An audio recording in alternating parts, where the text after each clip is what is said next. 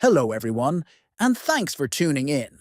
Today I'm going to show you a simple and quick way to enable microphone access for the Kick app on your Android device.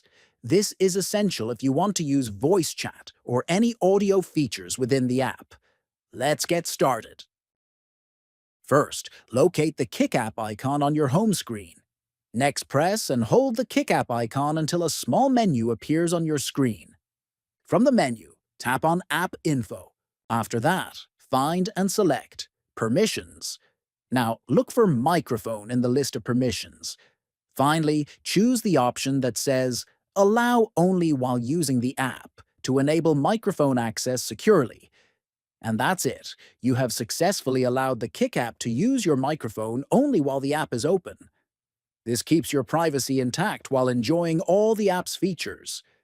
If you found this helpful, please like and subscribe for more useful tips.